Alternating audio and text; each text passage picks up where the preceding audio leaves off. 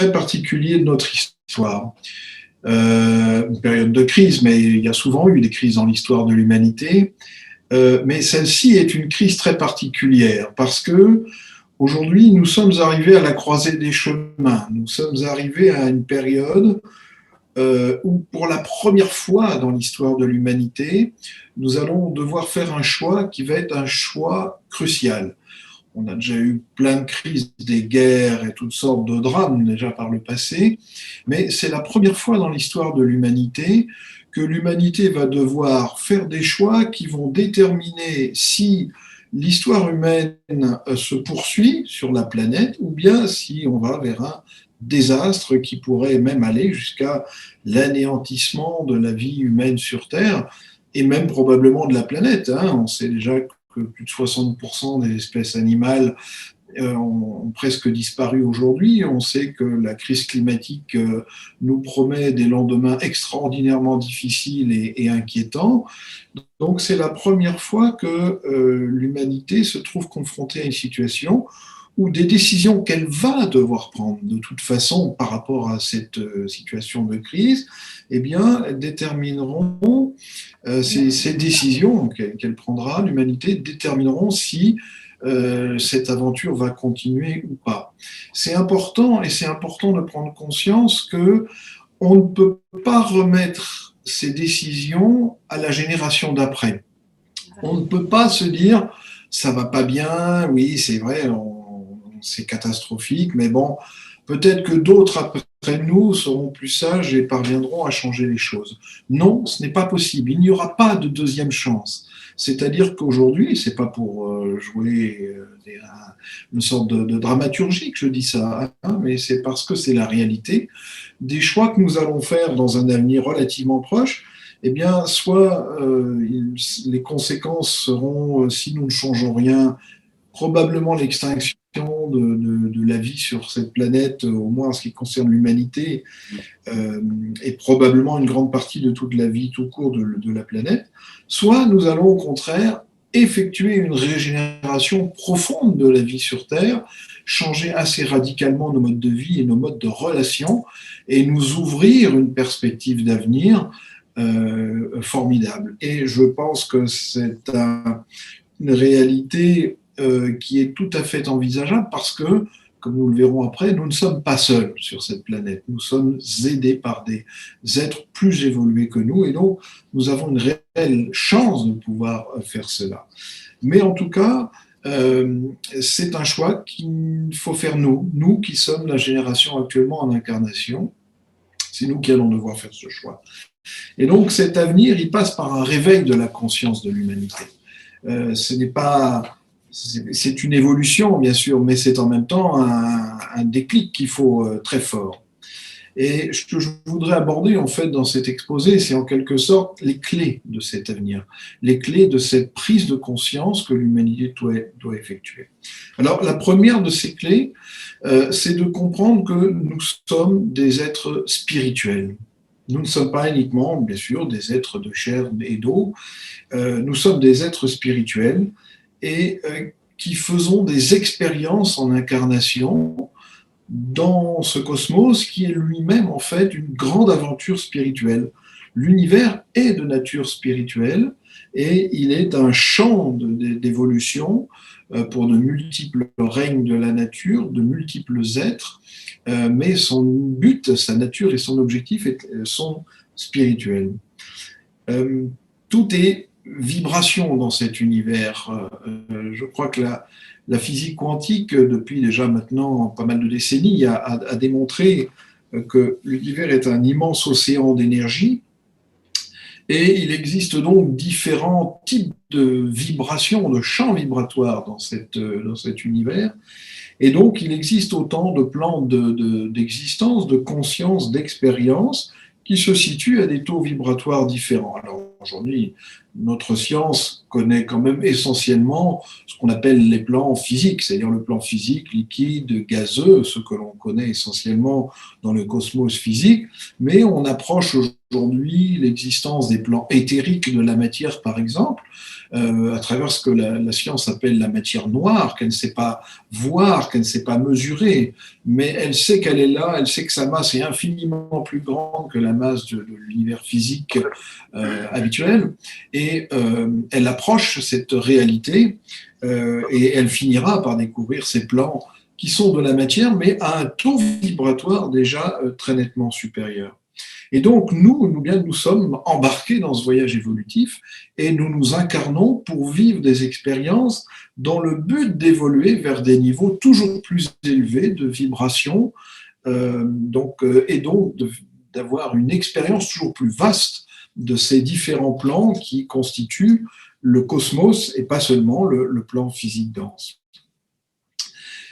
Selon la tradition ésotérique, parce que moi je parle depuis cette tradition-là, nous sommes même plus que ça nous-mêmes. Nous sommes, parce qu'être un être spirituel, ça ne veut pas forcément veut dire grand-chose, c'est pas forcément très significatif.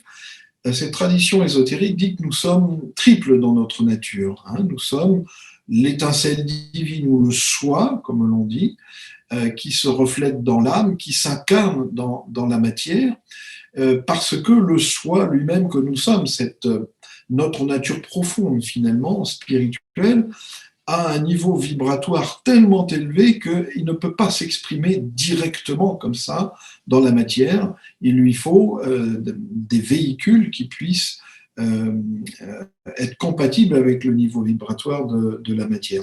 Alors, c'est intéressant parce que cette notion de Trinité, finalement, on la retrouve aussi dans diverses religions. Dans la religion chrétienne, par exemple, eh bien, nous sommes l'étincelle de Dieu qui se reflète dans l'âme, qui s'incarne dans la personnalité. Donc, en Inde, dans l'hindouisme, il y a Brahma, Vishnu. Enfin, on va retrouver cette forme de Trinité dans différentes traditions religieuses ou spirituelles, pas forcément religieuses. Et même la science va vers cela, en fait, parce que dans la physique quantique, après Einstein, il y a eu beaucoup de gens qui ont développé ces domaines de la physique quantique, Bohm et d'autres par exemple, et il y a des théoriciens qui ont abouti à des conclusions, pas forcément reconnues par la science officielle, peu importe, que l'homme en fait n'existe pas que sur un plan, mais qu'il existe sur différents plans simultanément, mais nous ne pouvons avoir conscience que d'un seul plan à la fois. Et je trouve ça très intéressant, parce que cela rejoint finalement l'approche de la science ésotérique. Nous sommes le soi, en même temps l'âme et puis la personne.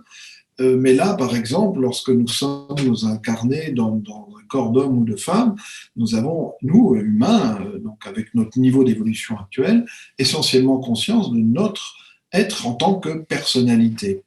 Et d'ailleurs, si l'on se réfère à ce qui se passe entre le jour et la nuit, lorsque nous sommes éveillés, en état d'éveil dans la journée, eh bien, nous sommes essentiellement dans notre personne, donc dans ce corps physique, avec nos émotions, avec nos pensées, donc qui est produit par notre corps mental. Mais par exemple, lorsque nous sommes la nuit dans notre sommeil profond, nous oblitérons complètement la conscience de notre corps physique. Nous ne sommes plus là, nous sommes ailleurs. Nous sommes sur un autre plan d'existence qui, pour la plupart des gens, s'appelle le plan astral, peu importe peut-être les termes, mais à ce moment-là, notre conscience est projetée à un autre niveau, et qui est celui où, bien que lorsque nous ne sommes pas dans notre corps physique, nous sommes en tant qu'âme également. Et malheureusement, lorsqu'on revient dans notre corps physique à la fin de ce sommeil profond, eh bien, malheureusement pour nous, rien ne s'enregistre dans notre cerveau. Pourquoi ? Parce que c'est lié à notre état de développement, de conscience. C'est l'histoire de notre évolution en tant qu'humanité. Comment je veux dire, le cerveau n'est pas le siège de la conscience, le cerveau est comme un ordinateur qui enregistre des choses. Et donc, pour savoir ce qui s'est passé la nuit sur le plan astral, par exemple, où nous sommes très probablement, et où nous vivons à ce moment-là une expérience en retrouvant d'autres compagnons de vie qui sont aussi dans leur période de sommeil à ce moment-là, où nous retrouvons des gens qui ont vécu avant et qui ont quitté l'incarnation, où nous retrouvons certains êtres qui vivent sur ces plans-là, eh bien, nous vivons des expériences à ce moment-là, mais quand nous réintégrons notre corps physique, eh bien, il n'y a pas dans notre cerveau de mémoire qui puisse enregistrer ce qui s'est passé, parce que comme tout ordinateur, il ne suffit pas d'avoir les cases pour enregistrer, il faut aussi le logiciel qui enregistre. Et donc, ma foi, aujourd'hui, ce logiciel n'est pas activé, et on sait d'ailleurs que très peu de cellules du cerveau sont activées. Je ne sais plus, parce que maintenant, les chiffres, je ne les ai plus en tête, mais peut-être qu'on se sert de 6-7% de notre cerveau, par exemple, mais viendra un jour où, eh bien, par notre évolution, ce qui se passe pendant la nuit dans le sommeil profond en tant qu'âme sur un autre plan sera enregistré dans ces cellules de notre cerveau et nous aurons développé la connectivité, la continuité de cette conscience qui permettra, le logiciel si vous voulez, qui permettra de savoir quand on revient dans notre corps physique ce qui s'est passé pendant la nuit sur un autre plan. Donc, nous sommes des êtres spirituels et nous sommes engagés dans un immense voyage évolutif parce que nous essayons petit à petit eh bien, de croître en vibration de manière à faire l'expérience de plus en plus de plans d'existence aux vibrations de plus en plus élevées. Et c'est notre voyage évolutif. La deuxième, je crois qu'aujourd'hui, beaucoup de gens prennent conscience de cela, parce que même si ce n'est pas de cette manière-là, sous cette forme-là, beaucoup de gens ont conscience que de leur propre transcendance, soit parce qu'ils adhèrent à des religions avec des dogmes auxquels ils croient en s'identifiant, donc avec cette idée de transcendance, soit parce qu'on voit dans les générations qui viennent maintenant un engouement de plus en plus élevé pour des approches spirituelles différentes, mais la certitude que nous sommes autre chose qu'un simple passage dans l'histoire où l'on est un peu miraculeusement et bizarrement, et puis on meurt et on disparaît définitivement. Non, à la mort, nous ne cessons pas d'exister, nous sommes en soi immortels en tant que soi, et nous faisons un voyage évolutif qui nous amène d'innombrables fois en incarnation dans la création, en fait. Alors, ça, c'était la première clé. La deuxième clé, eh bien, c'est de comprendre que l'homme n'est pas le règne le plus évolué de la création. Justement. Aujourd'hui, bien sûr, on reconnaît le règne minéral, végétal, animal, et on considère l'homme comme le quatrième règne de la nature le plus évolué. Mais en fait, nous ne sommes pas le règne le plus évolué de la nature et de l'évolution, parce que cette évolution, elle est infinie. Et il y a d'autres formes d'existence, d'autres consciences au-delà du règne humain, parce que l'évolution ne s'arrête pas à nous. L'évolution est, j'ai dit le mot conscience, c'est avant tout l'évolution de la conscience, c'est-à-dire que quand on parle des règnes de la nature, on parle de corps de manifestation. Un chien est utilisé par une conscience qui peut utiliser un animal pour s'exprimer et qui est à ce type de conscience et qui ne pourrait pas n'aurait pas intérêt à utiliser une plante, par exemple, mais qui ne pourrait pas utiliser un corps humain, car il n'est pas assez évolué pour pouvoir utiliser un corps humain. Et de la même façon, un être humain n'aurait aucun intérêt à utiliser un corps animal parce que ça ne servirait en rien ses propres besoins d'évolution. Donc, nous sommes dans un corps physique parce que nous sommes avec un niveau de vibration et de conscience qui correspond à l'utilisation de corps humains. Eh bien, au-delà de l'homme, il y a d'autres règnes d'évolution, et le règne qui est immédiatement supérieur au règne humain, c'est celui qu'on appelle le règne spirituel, ou celui des maîtres de sagesse, comme on les nomme. Et donc, ces maîtres de sagesse, eh bien, ils existent sur notre planète, ils sont là, ils sont parmi nous, et ce sont des êtres qui, eh bien, ont terminé le voyage évolutif en tant qu'homme, Et eux sont parvenus à la continuité de conscience, ils sont parvenus à développer un lien entre la personne que nous pouvons être en incarnation et ces niveaux supérieurs de notre être, que sont l'âme et le soi, de telle sorte qu'il y a une identification totale et que le soi peut désormais utiliser, euh, malgré sa vibration très très élevée, il peut utiliser les corps de manifestation sur le plan physique tout en étant parfaitement conscient d'être le soi.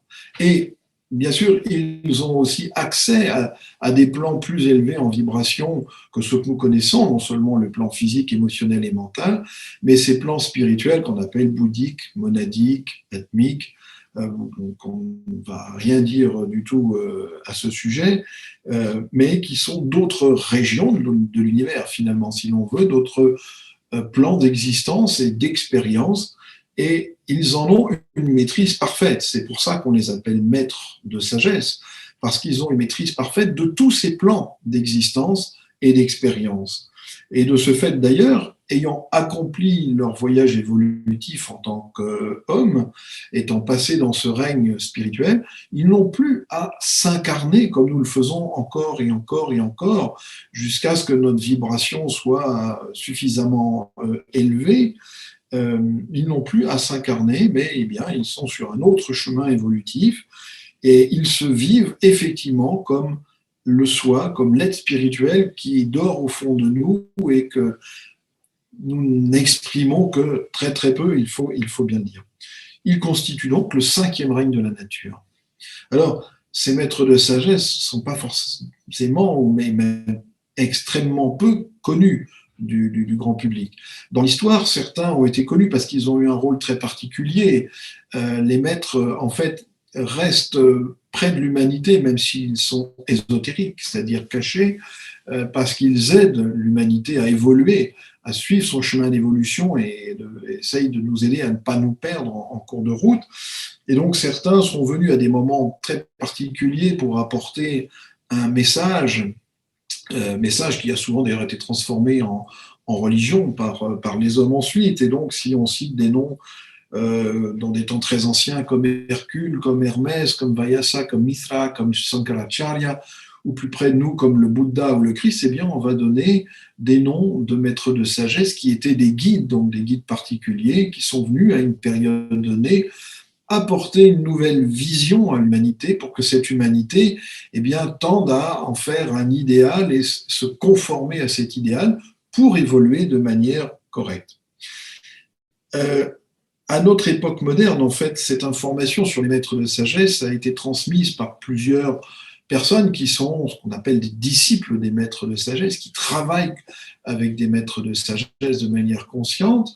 Et les noms que je vais citer vous seront peut-être connus. Donc, il y a eu Madame Blavatsky au XIXe siècle, Elena Petrovna Blavatsky, qui était russe et qui a écrit un certain nombre d'ouvrages dont Isis dévoilée, par exemple, et surtout, son ouvrage principal, c'est La doctrine secrète. Et donc, son rôle était, à l'époque, eh bien, de communiquer, notamment au milieu scientifique, aux gens éduqués de son époque, et même aux gens des milieux religieux, l'existence de ce groupe qu'on appelle aussi la hiérarchie spirituelle. Et c'était un travail très difficile parce que, bien sûr, c'était très cloisonné. Les scientifiques ne croyaient qu'à la science selon leur point de vue. Les religions étaient très, très fermées, très cloisonnées. Et tout genre de révélation comme ça se heurte à un mur d'incompréhension, bien entendu. Il faut beaucoup de temps pour que les esprits s'ouvrent aux nouvelles révélations. Plus proche de nous, il y a eu Alice Ann Bailey, Madame Bailey, qui a écrit un certain nombre d'ouvrages aussi en travaillant en collaboration étroite avec un des maîtres de sagesse, et donc entre 1919 et 1949. Et puis, beaucoup plus proche de nous, eh bien, il y a eu le peintre ésotériste britannique Benjamin Creme, dont lui, le travail a été non seulement de poursuivre ce travail de révélation sur l'existence du cinquième règne de la nature, mais aussi de l'information qu'ils sont parmi nous et qu'ils s'apprêtent à revenir ouvertement travailler parmi nous. Donc les maîtres, en fait, travaillent à guider l'humanité, et jusqu'à présent, ils l'ont fait depuis des temps très longs, de manière cachée, donc en travaillant à travers des intermédiaires, à travers des disciples, comme je l'ai évoqué, qui, pour certains, connaissaient leur propre lien au maître de sagesse, pour d'autres ne le savaient pas. Un disciple, qu'est-ce que c'est qu'un disciple? C'est quelqu'un dont la conscience est plus avancée, plus évoluée que la moyenne des gens de son époque. Il a déjà un certain contact avec l'âme, donc il reçoit déjà des énergies de sa propre âme, ou même du soi. Il est capable de les absorber et de transformer ces énergies en actions concrètes, de manière à travailler pour le bien de l'humanité, pour l'avancement de l'humanité, dans tous les domaines de la vie, que ce soit la science, l'éducation, les arts, la culture, la politique, l'économie, l'enseignement, etc. Donc, ces gens apportent quelque chose, et vous pouvez citer n'importe quel nom d'une personnalité de l'histoire qui a marqué son temps en faisant des choses bien pour l'humanité. Vous aurez le nom de un disciple, c'est-à-dire quelqu'un qui est un peu plus avancé que les gens de son époque dans son propre chemin évolutif. La troisième clé, comme je l'ai un peu évoqué finalement, c'est que ces maîtres de sagesse, on va les connaître bientôt. On va voir qu'ils existent, on va les voir, on va les écouter, on va les entendre, parce qu'ils vont se révéler publiquement à nous. Nous sommes à cette époque très particulière où les maîtres de sagesse vont revenir travailler cette fois ouvertement aux côtés de l'humanité, de manière à l'aider à dépasser la crise actuelle et à progresser. Et donc c'est une coopération, une collaboration qui pourra s'établir avec ces êtres plus évolués que nous. C'est-à-dire que jusqu'à présent, au lieu d'envoyer un guide qui va s'exprimer par un disciple particulier pour transmettre un message, le Christ s'est exprimé à travers Jésus, le Bouddha, le Gautama s'est exprimé à travers le prince Gautama à ce moment-là, c'était le modus operandi que les maîtres de sagesse avaient pour transmettre leurs enseignements. Et bien cette fois, ils vont venir dans des corps de manifestation qu'ils vont utiliser, des corps d'hommes qu'ils vont utiliser, de façon à être en permanence à nos côtés et afin que nous puissions évoluer plus vite, parce qu'ils estiment qu'aujourd'hui, nous avons développé une certaine maturité qui leur permet de faire cela. Je voudrais d'ailleurs faire une petite parenthèse pour parler des religions, parce que les religions ont toujours été inventées par les hommes, mais comme je l'ai dit, c'est suite au message donné par un guide. Et les religions, moi j'ai beaucoup de respect pour les religions, évidemment pas les gens qui déforment la religion, qui en font des dogmes absurdes ou même dramatiquement violents, mais le principe religieux est souvent la chose la plus importante pour un être humain parce que ça touche sa conviction profonde, sa conviction intime. Donc c'est un fait très important et la religion est jusqu'à présent ce qui lui donne ce qui maintient en lui une connexion au moins émotionnelle, voire mentale, avec sa propre transcendance. Donc c'est quelque chose de très important dans l'histoire de l'évolution de l'humanité. Ces religions qui sont venues à différentes époques. Et donc aujourd'hui, eh bien, l'avenir va être différent parce qu'ils vont venir et il n'y aura plus besoin d'intermédiaires qui interprètent, qui créent des dogmes, qui créent toutes sortes de dogmes qui enferment un peu la vérité spirituelle dans des formes qui finissent toujours par se cristalliser et être désuètes. Et non seulement ils reviennent parmi nous, mais avec celui qui est à leur tête, qui est le plus évolué d'entre eux, et qu'on appelle Maitreya dans la tradition ésotérique. Maitreya, et je vais faire le lien avec les religieux, Maitreya est celui qui est attendu par les grandes religions comme leur instructeur qui doit revenir. On peut noter d'ailleurs que les bouddhistes attendent la venue du 5e Bouddha, qu'ils appellent précisément le Bouddha Maitreya. Ce que ne savent pas les bouddhistes, c'est que celui qu'ils appellent Maitreya est aussi celui que les chrétiens appellent le Christ. Le Christ n'est pas le nom d'une personne, ni du Fils unique de Dieu, parce qu'un tel être n'existe pas dans tout l'univers. Il est le nom d'une fonction. Il est le nom de la fonction de celui qui est à la tête de ce groupe, de cette hiérarchie spirituelle, et qui incarne l'aspect amour de la divinité à un niveau de perfection tel que ça en fait un Christ. Eh bien, le Christ est Maitreya. Comme les hindous attendent la venue de l'avatar Kalki, qu'ils considèrent comme la réincarnation de Krishna, eh bien, Maitreya est ce Krishna. Les messies attendent la venue du juif, ils l'ont eu, c'était Jésus, le messie des juifs, ils ne l'ont pas reconnu, ils l'ont fait crucifier, mais ils attendent sa venue, et d'ailleurs aujourd'hui un certain nombre de rabbins en Israël, aux États-Unis, affirment que nous sommes à l'époque de la venue donc du Messie. Et on va retrouver ça chez les musulmans, il y a l'imam Mahdi qui doit venir, et on va retrouver ça sous d'autres cieux, sous d'autres noms, sous d'autres formes de traditions spirituelles. Au Japon, on attend la venue de Miroku Bosatsu, et si vous allez au Mexique, eh bien, on attend le revuelo de la serpiente, et le retour du serpent. Et le serpent, c'est un symbole pour Quetzalcoatl. Donc c'est pareil, c'est le retour de l'instructeur qui doit venir pour répandre la lumière sur Terre et amener une transformation profonde de l'humanité. Le Maitreya est cette personnalité. Il est cette personnalité, il est le Christ, il est le Bouddha, le cinquième Bouddha. Il est celui qui est attendu par toutes ces traditions religieuses. C'est pour ça que je voulais mettre l'accent sur cette importance du fait religieux pour l'humanité. Et le Maitreya, eh bien, revient et parmi nous, et nous allons connaître le Maitreya, et il s'exprimera et il aidera l'humanité. Et c'est important parce que l'humanité aujourd'hui est à un stade, comme je l'ai dit, et dont les maîtres estiment que nous sommes suffisamment prêts pour qu'ils puissent cette fois nous apporter pleinement tout ce qu'ils peuvent nous apporter.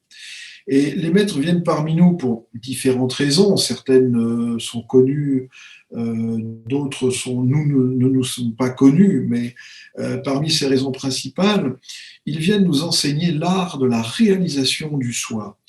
C'est-à-dire non plus nous donner une vision, non plus nous donner un idéal que l'on peut transformer en religion, par exemple, avec une approche peut-être mystique, une identification émotionnelle à une sorte d'idéal à atteindre, mais ils viennent nous apprendre à faire nous-mêmes l'expérience de notre propre divinité, l'expérience de notre propre transcendance, de notre autre être finalement, et petit à petit à apprendre à permettre à cette énergie divine en nous de s'exprimer, car il faut bien être clair là-dessus, ce n'est pas qu'elle est inaccessible, c'est que nous ne lui permettons pas de s'exprimer.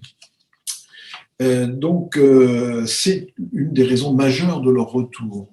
Donc c'est extraordinaire, car nous aurons parmi nous des guides spirituels finalement qui nous apprendront comment eh bien, dépasser nos propres limites pour aller vers le sans limite en fait. Donc c'est tout à fait fabuleux en soi.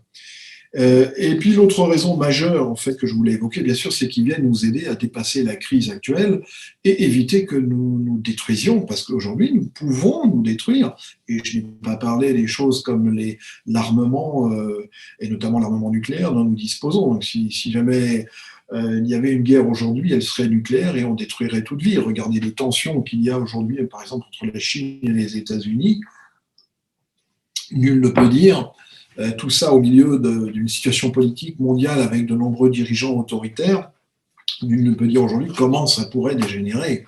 Et si ça dégénérait, ce serait l'anéantissement, ce serait la fin de l'humanité. Il n'y a pas que la crise climatique qui nous emmène vers le désastre, il y a aussi ce risque militaire qui est là. Donc les maîtres viennent nous aider de façon à ce que nous dépassions cette crise et que nous ouvrions la porte à une toute autre vie en fait sur la planète.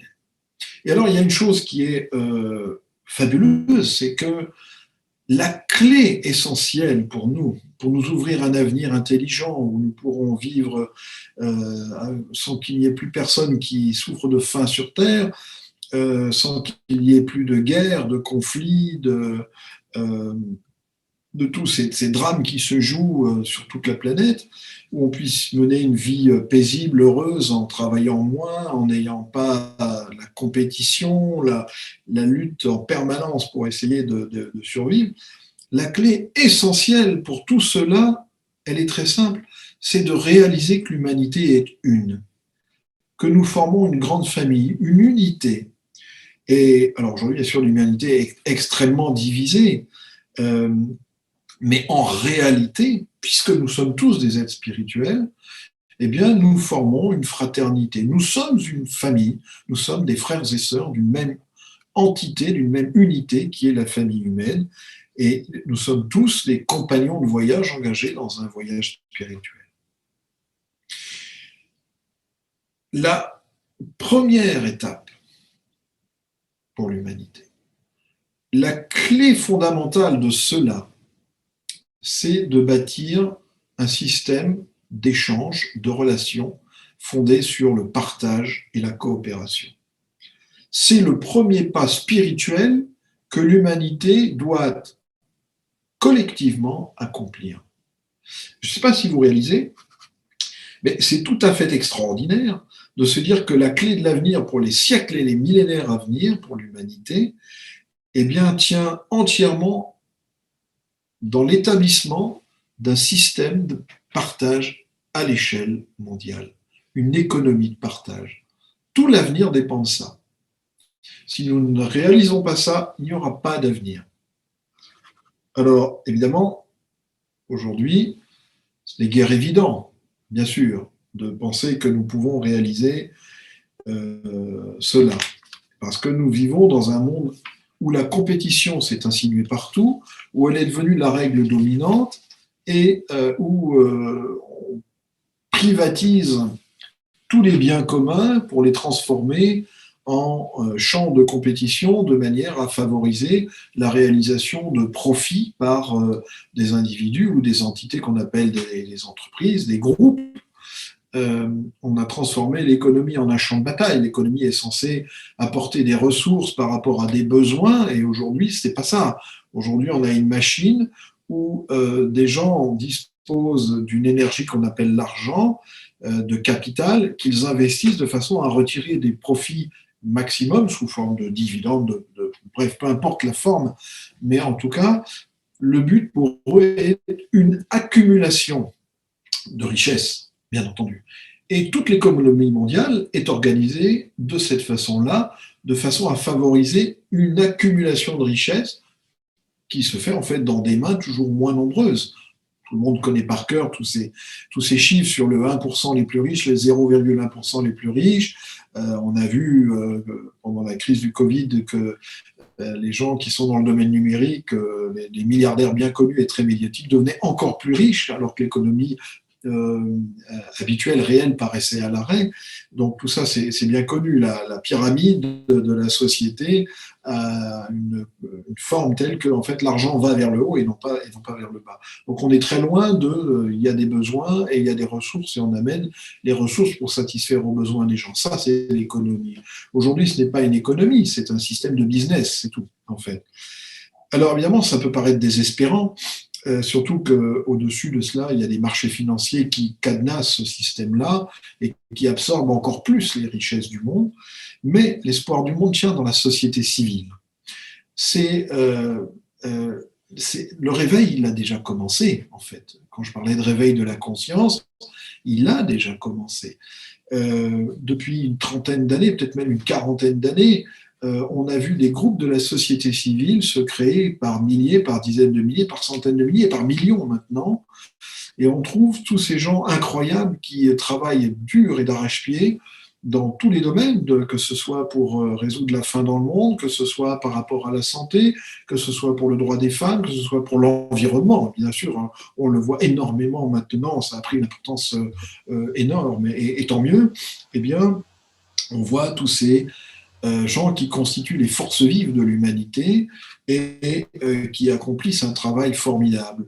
Et c'est sur cette société civile qu'il faut compter pour changer le monde. L'un des maîtres de sagesse, qu'on appelle le maître Djwhal-Khul, qui est celui qui a travaillé avec Madame Alice Bailey, a dit un jour que c'est l'homme ordinaire qui va changer le monde cette fois. Ce n'est plus un leader ou deux leaders ou trois leaders, c'est l'homme de la rue. Autrement dit, dans notre langage moderne, c'est la société civile. Attention, les maîtres vont travailler à nos côtés, ils ne vont pas changer le monde pour nous. C'est à nous de changer le monde, parce que nous sommes le monde. Si nous ne changeons pas, nous ne changerons pas le monde et personne ne pourra le faire à notre place. Les maîtres peuvent nous aider, ils peuvent nous guider, ils peuvent nous faire part de leur expérience, parce qu'eux aussi ont vécu des milliers et des milliers d'incarnations et ils ont maintenant accès à des plans de conscience nettement supérieurs aux nôtres, mais ils n'enfreignent jamais le libre arbitre humain et ils ne peuvent pas faire à notre place ce que nous avons à faire. Alors, ce qui est très intéressant, c'est de noter tous ces groupes qui travaillent et qui finalement expriment les énergies de ce qu'on appelle le Verseau. Hein, en termes astrologiques, nous sommes en train de quitter l'ère des Poissons, nous entrons de plus en plus dans l'ère du Verseau, et nous recevons des énergies de cette constellation du Verseau, qui sont des énergies complètement différentes et qui tendent vers la synthèse. Et ce sont tous ces groupes qui expriment ces énergies-là et qui sont porteurs des valeurs pour changer le monde. Et on les trouve partout, on les trouve agissant sur le terrain dans tous les pays, on les trouve faisant du lobbying auprès des Nations Unies, on les trouve ou on les trouve comme des gens qui se rebellent par rapport à une autorité qu'ils estiment illégitime. Il y a quelques jours, il y a eu un coup d'État au Soudan, par exemple, alors que le pays était dans un processus de transition pour remettre le pouvoir aux civils et à travers un système démocratique. Hop, tout d'un coup, les militaires sont revenus en arrière, ils ont repris le pouvoir. Des milliers de gens sont automatiquement sortis dans la rue pour manifester, pour refuser ça, et certains sont morts, ils ont été tués par balles réelles par les militaires, donc il faut beaucoup de courage pour faire ça. Et bien voilà, c'est ça la force du monde, c'est la société elle-même qui peut faire la transformation. Et je pense que cette notion de famille humaine est déjà présente maintenant dans beaucoup d'esprits. Et c'est aussi l'un des effets, je pense, de la crise du Covid, lorsque nous avons connu ce confinement mondial. On avait déjà le village mondial, parce que par les moyens de communication, on savait instantanément, comme on sait toujours instantanément ce qui se passe à l'autre bout de la planète.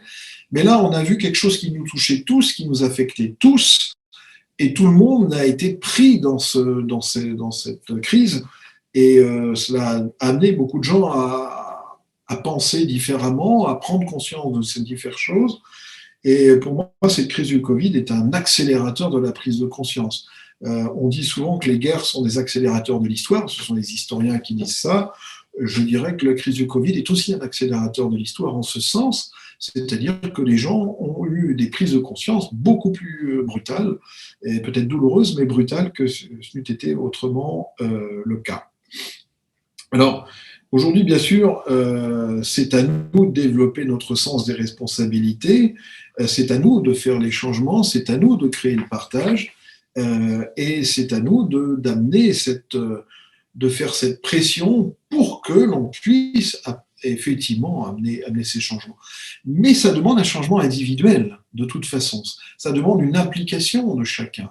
Hein, il y a une chose qui m'a choqué pendant la période du Covid, sur les réseaux sociaux, par exemple, on disait « Regardez ces milliardaires, Facebook, regardez ce monsieur qui préside la société Amazon, sa fortune a augmenté de tant de milliards alors que des gens sont tombés dans la pauvreté à cause du Covid, etc. etc. » Et pourquoi sa richesse a augmenté? D'abord, c'est une richesse plutôt virtuelle, c'est la valeur de ses actifs financiers, donc c'est la valeur de sa société.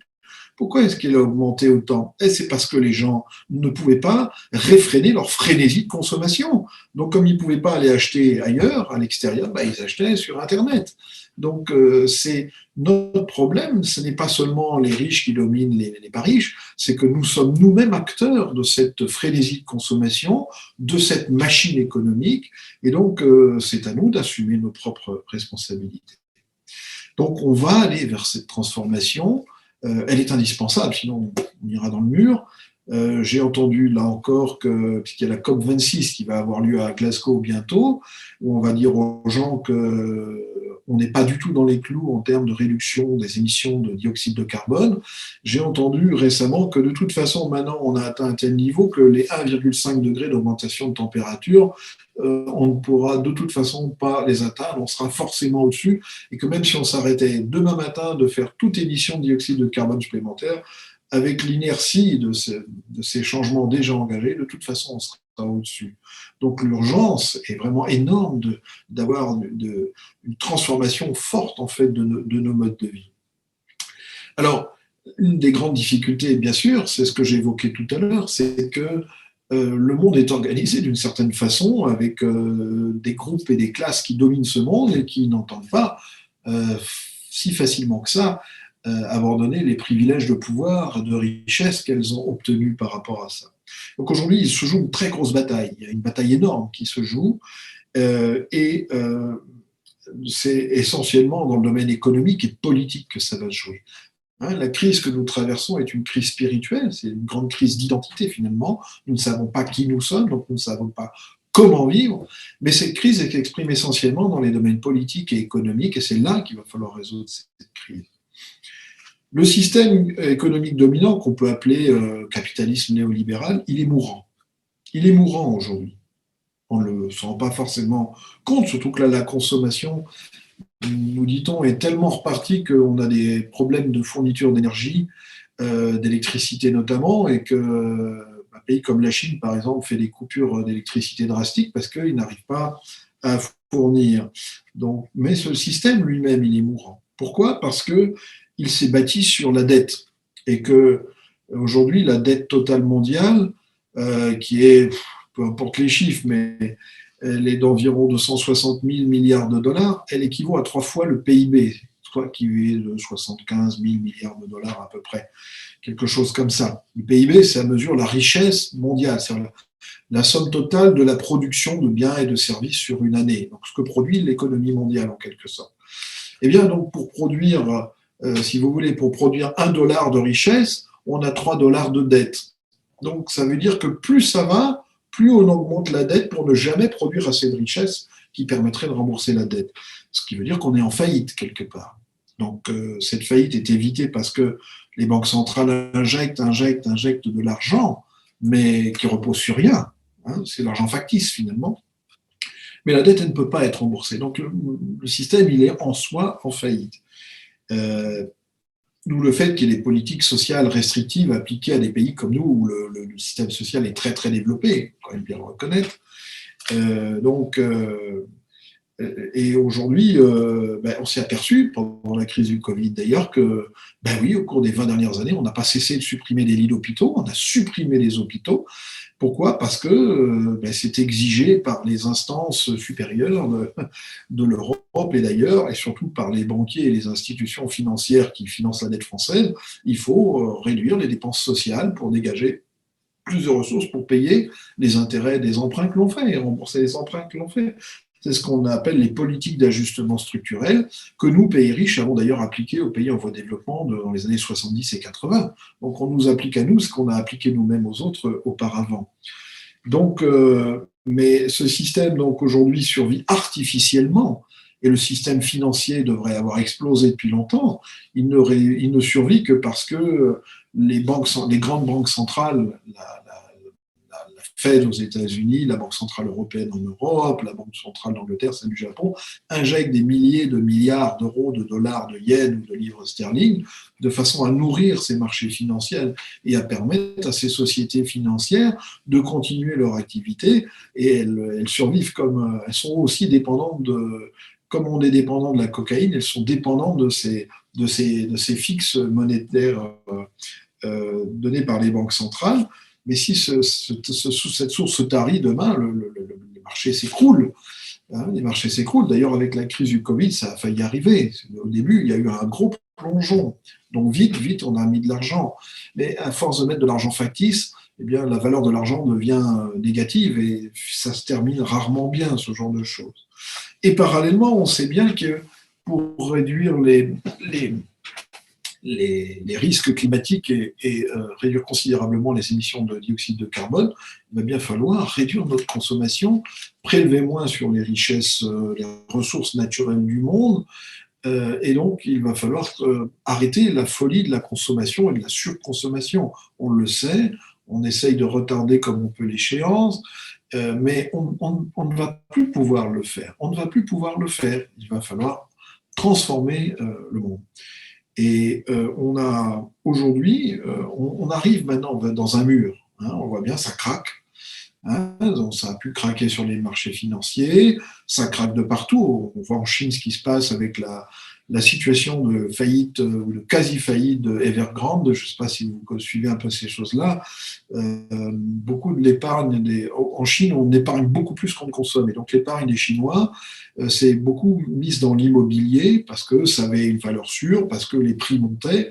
Donc quand on achète une maison 100 et qu'on sait que, enfin une maison, un appartement plutôt en Chine, 100 et qu'on sait que dans 3 ans ça vaudra 120, ben, ça vaut le coup. Et puis, eh bien, il y a des grosses sociétés immobilières comme Evergrande qui, en fait, ont pratiqué ce qu'on appelle une pyramide de Ponzi, c'est-à-dire qu'ils ont multiplié les programmes de construction, ils vendaient les appartements avant qu'ils soient construits, les gens payaient, mais les fonds propres de ces sociétés ne suffisaient pas à financer tout ça, donc ils empruntaient, ils empruntaient, ils empruntaient. Mais tant qu'il y avait des promesses d'augmentation de valeur des biens immobiliers avec le temps, ben les gens continuaient à placer de l'argent et tout ça marchait bien. Et puis le gouvernement chinois a décidé que ça suffisait, que l'immobilier c'était pas fait pour spéculer, mais que les appartements c'était fait pour y vivre. Donc il a dit, bah, c'est terminé. Et donc maintenant les prix ont été bloqués artificiellement et volontairement. Et du coup, eh bien, la pyramide de Ponzi s'est écroulée et cette société se retrouve avec 300 milliards de dollars de dettes qu'elle est incapable de payer. Des gens ont vu leur épargne totalement perdue et ça va avoir des conséquences gigantesques. Donc, et ça, c'est un exemple. Il y en a des centaines d'exemples comme ça. Et donc, tout craque de partout. Et tout craque de partout, et en même temps, on sait qu'il va falloir arrêter de consommer autant que nous le faisons, les classes moyennes et riches des pays développés ou des pays en voie de développement. Donc, on arrive face à un mur. Et par rapport à ce mur, ben, il n'y aura que 2 portes de sortie. Pas 36, il y aura 2 solutions face à lui. La première, si on n'arrive pas à être plus fort que ceux qui finalement dirigent le monde, alors ils vont transformer ça dans une sorte de grande réinitialisation, comme on le dit parfois, mais une grande réinitialisation du capitalisme qui se voudra continuer à survivre et qui, au lieu de spéculer sur des actifs comme le pétrole ou la valeur de telle société ou le cours du blé ou les produits dérivés sur les contrats à terme du blé, etc., eh bien, spéculeront sur des contrats sur les forêts du monde, les forêts équatoriales, sur les ressources de terres cultivables en Afrique de l'Est, sur les ressources en eau potable, des choses comme ça. Il y a des gens à Londres, dans le domaine financier, qui ont déjà fait des évaluations de tout ça, ce qu'ils appellent les actifs verts. Et donc ça ne pourra pas se faire sans qu'il y ait un contrôle total des populations, c'est-à-dire une mise au pas des populations, parce qu'il faudra qu'elles obéissent et qu'elles suivent un nouveau schéma qu'on leur imposera. Et ça, c'est la fin de la liberté, bien entendu. L'autre solution, eh bien, c'est d'imposer des changements en faveur du partage. Les maîtres disent le partage est la seule solution. Toutes les autres méthodes ont échoué. Et donc, seul le partage, et notamment sur le plan économique, peut amener la transformation et est viable à terme pour l'humanité et pour la planète, de façon à ce que nous ne puissions pas surconsommer les ressources, détruire les ressources de la planète, tout en créant un système qui soit juste et où l'économie puisse redevenir réelle, c'est-à-dire, en fonction de besoins, amener des ressources qui permettent de satisfaire ces besoins fondamentaux des gens. Donc le mieux, quelque part, c'est de laisser mourir le système actuel. Alors je ne sais pas par où ça cassera. Il faut attendre que des choses se passent sur les marchés financiers parce qu'il n'y a que par comment je veux dire, en fait, un système de domino sur au niveau systémique global que ça puisse s'écrouler et que ça puisse en tout cas être suffisamment démoli pour que l'on puisse bâtir autre chose. Là, le système, il est cadenassé, il est verrouillé actuellement.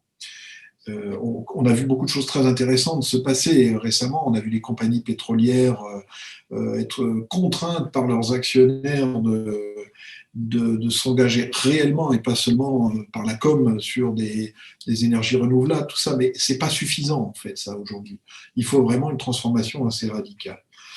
Et donc il va falloir transformer l'économie vers une toute autre forme qui n'existe pas encore aujourd'hui véritablement, mais qui impliquera à l'échelle internationale la gestion commune des biens communs, l'eau qui va devenir une denrée très rare.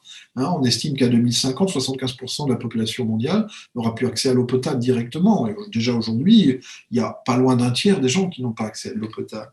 L'eau, les forêts, les ressources naturelles, plein d'autres choses comme ça, il va falloir que cela devienne des biens communs et qui fassent l'objet d'une gestion mondiale de façon à ce que ces biens puissent être équitablement répartis. Même le pétrole, on va encore utiliser du pétrole un bon bout de temps, je pense. Hein. Eh bien, le pétrole aujourd'hui est utilisé comme une arme qui permet à certains pays de commercer, mais aussi de gagner beaucoup d'argent et d'avoir du pouvoir sur les autres, d'influence sur les autres. Eh bien, même le pétrole devrait être en quelque sorte mis dans le pot commun pour que ce soit géré d'une manière équitable pour tout le monde. Et on a besoin de stabilité au niveau économique et donc on a besoin aussi de répondre à des grands défis. Et les premières étapes que les maîtres vont recommander, c'est d'abord eh bien, de mettre un terme à la faim dans le monde. Aujourd'hui, il y a encore des millions de gens qui meurent de faim dans le monde. Et c'est parfois à cause de guerre. On a vu cette terrible situation au Yémen, par exemple, avec la famine, avec ces enfants qui meurent de faim. C'est effroyable, mais il y a aussi d'autres gens et d'autres enfants qui meurent de faim, notamment en Afrique. Même s'il n'y a pas forcément la guerre, il y a la misère extrême, il n'y a pas de moyens, il n'y a pas de vie qui puisse se développer. Et donc, la première de toutes les urgences, ce sera de mettre en place, et ce sera le premier signe de partage, un plan général pour résoudre la faim dans le monde. Et les maîtres estiment qu'il faut quelques années seulement pour faire cela, parce qu'on a les ressources, on a des ressources agricoles, notamment. Il faut savoir une chose, c'est qu'il n'y a pas de pénurie alimentaire à l'échelle mondiale. On n'a pas de manque, on a même, d'après les maîtres, une surcapacité par rapport au nombre d'habitants.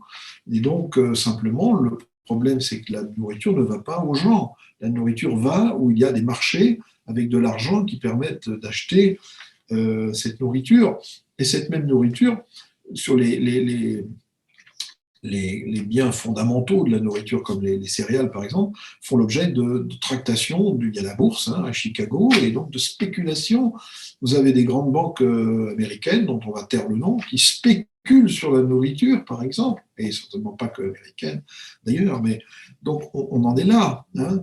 Donc, mais si on prend les stocks qui existent un peu partout, des stocks de sécurité, et qu'on amène la nourriture là où il y en a besoin, on peut déjà faire cette première étape de manière à apporter la nourriture et éviter que les gens meurent de faim. Hein, c'est très pratique en fait en soi, ces premières étapes, vous voyez, c'est très pratique. Si vous avez une fuite dans votre plomberie, vous n'allez pas prendre des cours de plomberie, vous appelez le plombier, il vient, il répare la fuite. Là c'est pareil, vous avez des gens qui meurent de faim, on prend de la nourriture, et on leur achemine et on la donne, mais il faut le faire à grande échelle. Or, on a tous les moyens pour le faire, toute la logistique, on a tout le savoir-faire, on a toute la technologie pour faire ça. Donc si on ne le fait pas, c'est pour des raisons politiques, c'est pas pour des raisons matérielles d'incapacité ou d'impuissance. Ensuite, on va devoir faire une sorte de plan Marshall mondial. C'est quelque chose qui est devenu un peu plus connu au cours des 20 dernières années, parce qu'on a commencé à circuler cette idée. Un plan Marshall mondial, c'est quoi? Eh bien, c'est fournir des ressources technologiques, financières notamment, mais aussi de l'aide par des ressources humaines, de façon à aider les pays les plus pauvres et les plus démunis à rebâtir des infrastructures qu'ils n'ont plus ou qu'ils n'ont pas. Ils n'ont pas parce qu'ils sont pauvres, ils n'ont pas parce qu'ils sont été pris dans le système de la dette qui fait qu'ils donnent plus de leurs ressources pour payer les banquiers du monde qui les financent que pour subvenir aux besoins de leur population. Ils ne l'ont pas parce que depuis les années 80, on leur a imposé ce que j'évoquais tout à l'heure, des politiques d'ajustement structurel dont on leur a dit d'ouvrir leurs frontières à la compétition, ce qui a ruiné les petits paysans de leur pays, donc qui a détruit les petits marchés locaux d'échange au niveau alimentaire notamment. Donc, il va falloir permettre la reconstruction de tout ça pour que ces pays puissent être autonomes, être suffisants, autosuffisants, et il va falloir les aider à construire des infrastructures qu'ils n'ont pas, parce qu'il n'y a pas d'argent au niveau des États pour construire des routes, pour construire éventuellement des autoroutes et d'autres systèmes dont les gens ont besoin. J'ai vu un reportage encore récemment à la télé sur cette terrible région du Nord Kivu en République démocratique du Congo, où des gens qui habitent dans une ville et qui doivent se rendre dans une autre ville qui est à même pas 30 km de là, mettent parfois 24 heures parce qu'ils sont jonchés sur des camions-bus, mais qui sont dans la forêt, dans des ornières, ça casse, et puis en plus, ils se font parfois attaquer par des gangs, alors que si on pouvait construire une route, ils pourraient aller à la ville d'à côté où ils essayent de vendre leurs marchandises ou d'acheter des biens dont ils ont besoin. C'est ça, les choses très concrètes. Et bien ça, c'est le partage. Ça, c'est le vrai partage. Et donc, ce sont ces premières étapes. Et le partage exprime nos qualités d'âme. Nous sommes des êtres spirituels. Et donc, le partage est l'économie spirituelle. Donc, ce sont ce genre de mesures qu'il faudra prendre dans les premières années de ce qu'il faudra faire. Et puis, et non plus avoir un système de compétition économique internationale qui bénéficie au plus fort, toujours, bien entendu. La compétition bénéficie au plus fort, jamais au plus faible. Les théories économiques sur le ruissellement, comme on appelle ça, sont toujours restées que des théories. Ça ne fonctionne pas, bien évidemment. Notamment parce que les plus riches s'arrangent pour payer peu d'impôts par rapport à ce qu'ils devraient payer. Donc les États n'ont jamais fiscalement les ressources qui leur permettraient de faire ça, de faire ces changements. À l'avenir, les Nations Unies vont jouer un rôle beaucoup plus important qu'aujourd'hui encore, de façon à transformer cette économie mondiale. C'est un peu, on va schématiser, puis on n'a pas le temps d'approfondir là, mais c'est un peu comme si on allait créer un pool de ressources mondiales où chaque pays mettra en commun ses excès, ce dont il n'a pas besoin, pour que ces surplus soient partagés avec les pays qui en ont besoin et qui, eux, n'ont pas les capacités à produire ces ressources-là. Et donc, les maîtres de sagesse vont nous aider à mettre tout ça en place. Et c'est important, tout cela, parce que ça va être, et ça va jouer là, dans les années qui viennent. On n'a pas 20 ans devant nous pour le faire, il faut bien se le dire. Ça va être important parce que, encore une fois, c'est ça le premier pas spirituel. La spiritualité, c'est pas quelque chose de mystique. On peut être mystique. On peut avoir des expériences mystiques. On peut, à travers la méditation, recevoir les énergies de son âme et s'unir avec son âme temporairement.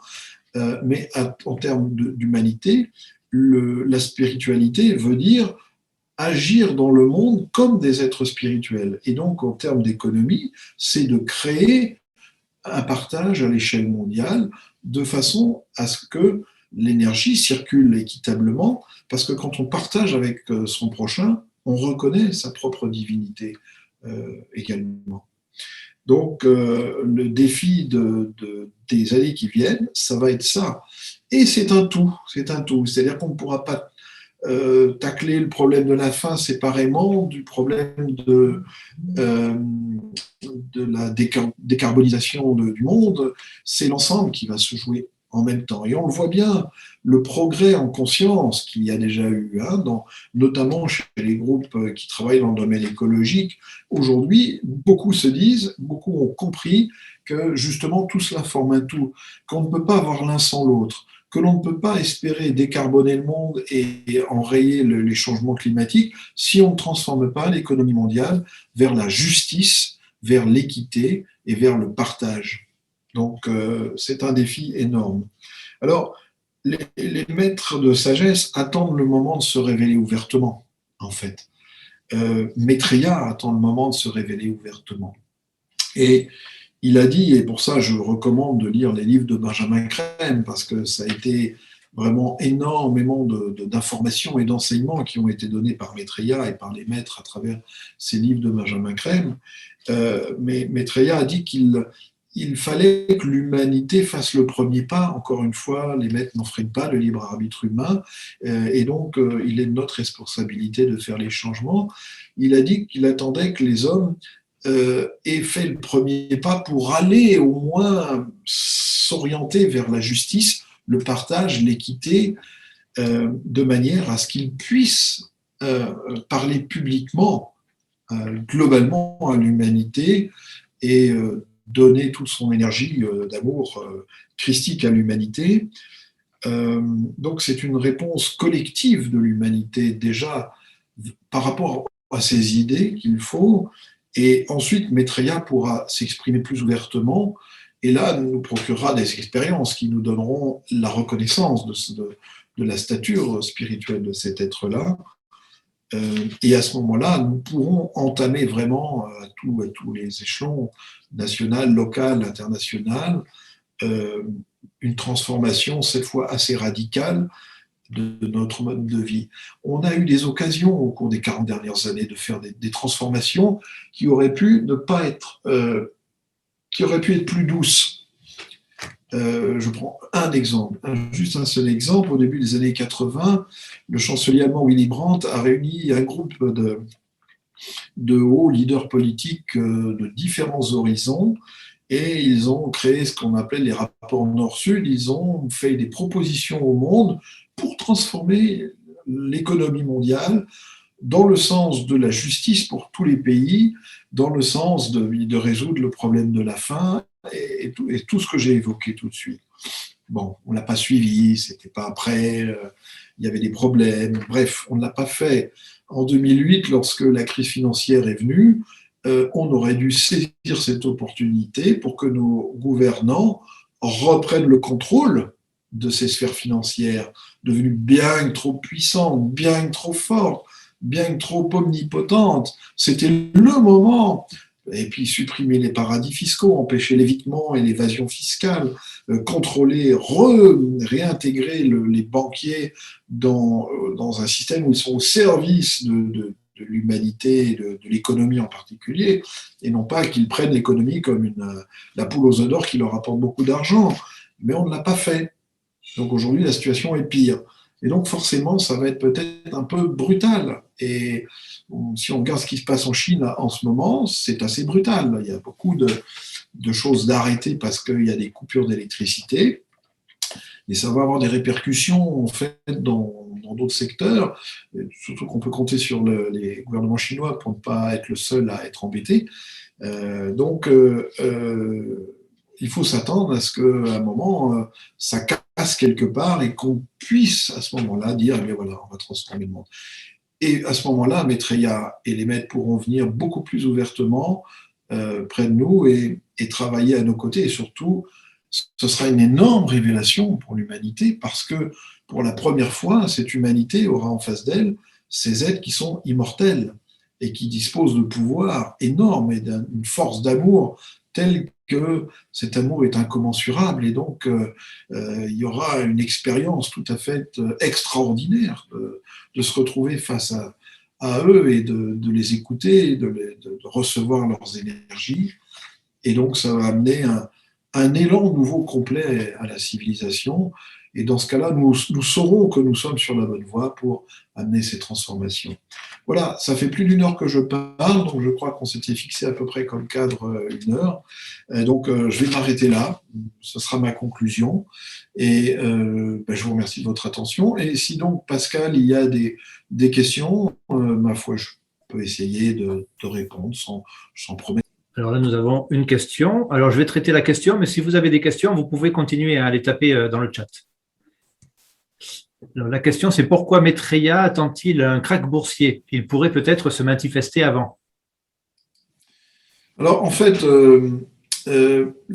Maitreya se manifeste avant. C'est-à-dire qu'il n'attend pas dans un coin reclus à attendre que ce soit le bon moment. D'abord parce que les maîtres travaillent sans arrêt. Un maître de sagesse, même s'il utilise un corps physique, c'est un corps de lumière, c'est un corps composé non pas de particules atomiques, mais de particules subatomiques qui puissent accepter la puissance de leur énergie, de leur vibration, mais il n'a pas de besoin, c'est-à-dire qu'un maître ne dort pas, il ne mange pas, il est comme une batterie lui-même, si vous voulez, donc il n'a pas besoin de se ressourcer. Et donc les maîtres travaillent 24 heures sur 24 sans relâche. Les maîtres peuvent diviser leur conscience dans des dizaines de tâches simultanément et ils ont leur domaine, bien entendu, particulier. ils travaillent tous aussi à manipuler toutes les énergies que nous recevons sur la planète, des énergies spirituelles, et ils les combinent et les distribuent pour favoriser le développement de la conscience de l'humanité. Et Maitreya travaille sans relâche et il travaille dans toutes les directions. Il a rencontré de nombreux groupes religieux, il a rencontré des personnalités dans différents domaines, politiques, économiques, il a rencontré des gens ordinaires de la société et il a même participé à des interviews télévisées en étant anonyme, c'est-à-dire sans que l'on sache qui est cette personne particulière, parce qu'il faut déjà dans un premier temps que ces idées, qui sont des idées assez novatrices, puissent être captées, assimilées par les gens et qu'un nombre suffisamment de gens s'approprient ces idées, même si ce sont des idées qu'on a un peu évoquées sur le partage, sur l'équité, sur la justice. Il faut que des gens, et on le voit, le nombre de gens qui aujourd'hui participent de cette société civile que j'évoquais tout à l'heure, il est croissant. Et donc, ce qu'a fait Maitreya, c'est de travailler à préparer en fait sa propre émergence publique, comme on dit dans notre jargon à nous, de façon à ce que lorsque le moment sera venu, il sait qu'il aura le soutien d'une partie suffisante, d'un nombre suffisant de gens. Alors, le fait du krach boursier, alors est-ce que ce sera un krach boursier sous la forme d'un grand krach d'un jour et puis tout s'effondre? Est-ce que ce sera sous une autre forme? C'est difficile à dire parce que le krach boursier il a déjà commencé depuis 1988 lorsque la bourse du Japon a plongé d'un coup. Depuis, on a eu des multiples krachs en fait qui se sont produits. Et comme je l'évoquais tout de suite, en 2008, on aurait très bien pu, au lieu d'injecter des milliers de milliards de dollars sur les marchés financiers et dans l'économie pour sauver les Lehman, on aurait très bien pu changer les choses. On estime que la crise de 2008 a coûté à peu près 7 000 milliards de dollars, ce qui est l'équivalent du coût d'une guerre mondiale. Donc c'est gigantesque. Mais en fait, alors je dirais que c'est pas certain que Maitreya attende le krach boursier, mais il attend que les choses soient telles que l'humanité ait montré qu'elle va imposer le changement. C'est plutôt ça, en fait. Le krach boursier était considéré, perçu comme étant en fait le coup de grâce qui allait finalement amener les gens à sortir de leurs rêves et à prendre conscience des réalités de l'existence et de la vie et de ce qu'il faut faire. Donc aujourd'hui, on peut dire que jusqu'à présent, les krachs boursiers qu'il y a eu n'ont pas été suffisants, puisqu'il y a toujours eu des sauveurs en dernier ressort, en quelque sorte, qui étaient les États, nos impôts essentiellement, en plus maintenant la création d'argent fictif, qui ont permis cela. Donc, mais effectivement, les marchés financiers doivent à un moment donné cesser leur forme actuelle d'existence et de fonctionnement. Pourquoi? Parce que en fait, c'est une arme de destruction massive des marchés financiers. Vous avez, si on veut regarder la pyramide de la société, ce que je dis n'engage que moi, bien sûr. Vous avez les gens les plus puissants et les groupes financiers les plus puissants, qui ne sont pas forcément des banques d'ailleurs, qui sont souvent des fonds d'investissement. On a entendu parler ces années dernières en France d'une société qui s'appelle BlackRock, que personne ne connaissait auparavant en France. BlackRock est un fonds d'investissement qui aujourd'hui gère à peu près 10 000 milliards de dollars d'actifs financiers. Donc vous imaginez la puissance d'influence qu'ont ces gens-là. Or, ces gens investissent en bourse. Donc, quand ils investissent en bourse, ils investissent dans des tas de valeurs, mais notamment sur toutes les grandes sociétés transnationales. Or, ces sociétés, elles ont un actionnariat tellement vaste, tellement, décomposé, que ces grosses sociétés d'investissement, il suffit qu'elles possèdent 4-5% du capital de ces sociétés-là, et c'est elles qui dirigent, c'est elles qui font la pluie et le beau temps, qui imposent leurs règles. Or, la règle, c'est toujours maximiser les profits à court terme. Quel que soit ce que l'on fait, c'est maximiser les profits à court terme. C'est pour ça que la grande réinitialisation, si on ne transforme pas le capitalisme, si on n'arrête pas son modus operandi, ce sera la même chose, mais transplantée avec une version green de la chose. Et puis vous avez ces sociétés transnationales qui font tout le lobbying, les sociétés financières aussi. Nous en France, on a fait venir le dirigeant de BlackRock France pour qu'il conseille le président sur la gestion des retraites. Pensez donc que c'était le mec adéquat pour faire ça. Et donc, toutes ces sociétés transnationales, c'est elles qui font le lobbying auprès des instances politiques nationales et supranationales, comme l'Union européenne par exemple, et qui décident des lois. Ce sont elles qui décident des lois. C'est pas à moi, c'est pas vous, c'est pas notre vote démocratique. Nous, on nous sollicite pour mettre le bulletin dans l'urne, c'est tout. Après, on veut plus nous entendre parler. Et donc, finalement, les personnels politiques agissent aujourd'hui beaucoup comme des courroies de transmission de la volonté de ceux qui dirigent le monde et puis qui ont du pouvoir énorme. Ces banques sont plus puissantes que des pays. Donc, qu'est-ce que vous voulez faire lorsque vous avez une dette importante de 60, 70%, 100% de votre PIB comme nous maintenant? Qu'est-ce que vous allez aller lutter contre ces sociétés-là demain matin? Si vous luttez contre elles, votre dette vont vous faire chuter, quoi, je veux dire, et puis c'est terminé. Vous êtes après obligé de brader les actifs de votre pays. Si vous avez une monnaie indépendante, votre monnaie se dévalue considérablement. Donc le nœud gordien, il est au niveau des marchés financiers. Donc l'humanité ne pourra franchir vraiment un pas dans le sens du partage et de la coopération que si l'on arrive à casser la logique de ces marchés financiers. Donc je verrais, moi, personnellement, en ce sens, le fait qu'on dit Maitreya attend le krach boursier.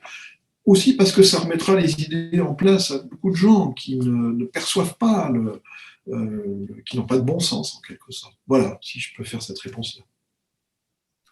Très bien, la question suivante. Est-ce que Maitreya nous influence ou nous envoie-t-il des énergies pour tous, pour nous, pardon, ou nous envoie-t-il des énergies pour nous pousser au changement? Alors, les maîtres essayent constamment de stimuler déjà le développement de notre conscience. Et Maitreya nous envoie son énergie constamment maintenant. Son énergie, c'est donc l'énergie christique, l'énergie d'amour de la divinité. Et en fait, son énergie, elle irradie dans le monde aujourd'hui, elle sature le monde. C'est pour ça que le cœur spirituel des gens s'ouvre et que des millions de gens se tournent vers le partage, la fraternité et se mettent à agir sous l'impulsion de cette énergie et de leur âme. Ils se mettent à agir dans ce sens-là. Donc Maitreya envoie son énergie constamment pour parler trivialement, le plus fortement possible. Mais en même temps, cette énergie d'amour, on l'appelle l'épée de clivage, c'est-à-dire que une énergie, quelque part, est neutre, c'est-à-dire qu'en fonction de qui nous sommes, nous la recevons et cela nous stimule. Donc elle peut aussi bien nous stimuler en bien qu'en mal. C'est pour ça qu'on a ce conflit énorme aujourd'hui entre les forces progressistes de la planète et les forces réactionnaires du monde. Pourquoi voit-on toutes ces puissances autocratiques qui semblent vouloir revenir à des ordres qui datent de 50 ou de 60 ans? On ne va pas citer de nom ni de pays parce que ce ne serait pas bien de le faire, mais je pense que chacun pourra aisément penser à des exemples précis, des pays qui se retournent vers un nationalisme étroit, vers l'exclusion, le racisme, comme s'ils voulaient s'isoler du reste du monde, etc. C'est parce que c'est sous l'effet de ces énergies ultra puissantes de Maitreya, eh bien, ça stimule le côté réactionnaire encore plus. Et ce que veut Maitreya, c'est justement qu'il y ait deux camps bien distincts. Les forces réactionnaires, avec tout ce qu'elles sont et ce qu'elles comportent, et les forces progressistes, avec tout ce qu'elles sont et ce qu'elles comportent. Parce que le changement à réaliser est tellement important qu'il faut que ce côté progressiste l'emporte, mais l'emporte radicalement. On ne peut pas faire dans la demi-mesure. On n'a plus le temps de la demi-mesure. On a 15-20 ans maximum devant nous pour changer le monde vraiment en profondeur, avant que des désastres, des seuils irréversibles de destruction dans l'écosystème soient atteints. Et donc, il faut que les choses soient claires. Il faut que chacun choisisse son camp, et c'est à chacun individuellement de le faire. Donc, Maitreya nous stimule en permanence, mais c'est nous qui détenons la réponse. Donc, finalement, on arrive à une période où également, au sein de groupes, il va y avoir des divisions. Je pense aux familles, au sein même des familles, alors, peut-être. Mais certainement, au sein même des familles, il y a des gens qui vont se dire, mais il faut arrêter là, de vivre comme on fait, il faut se transformer, il faut polluer moins, il faut consommer moins, donc il faut partager les richesses, il faut donc on n'aura plus besoin de travailler comme des fous tous les jours dans notre vie pendant 60 ans, il faut aller vers la sobriété, donc on n'a pas besoin de continuer cette surconsommation, etc. Et d'autres qui, au sein de la même famille, ne partageront pas ces points de vue et qui ont souvent par peur, resteront sur la position « moi je me sens en sécurité dans ce système et j'ai trop peur du changement, donc je ne veux pas changer ». Ce sont les résistances, et on les voit partout, les résistances, et donc bien sûr, oui, ce sera le cas, même au sein d'une même famille. Ouais. D'ailleurs, le Christ l'avait prophétisé il y a 2000 ans, il a dit « quand je reviendrai… en gros, je ne sais plus la formulation, mais je séparerai le père du fils ou le mari de l'épouse. Hein, ce serait quelque chose comme ça, je ne me souviens plus exactement. Pardon. Ah oui. Voilà. Chacun devra vraiment se positionner clairement. Oui. Ah oui. La prochaine question, nos gouvernements semblent sous contrôle. Comment en sortir ? Je crois que j'ai largement évoqué le sujet, c'est-à-dire qu'ils sont sous contrôle tant qu'on les laisse être sous contrôle déjà, et après ça dépend des pays. Un pays comme la Chine a un gouvernement qui est dictatorial, donc c'est pas évident de changer les choses.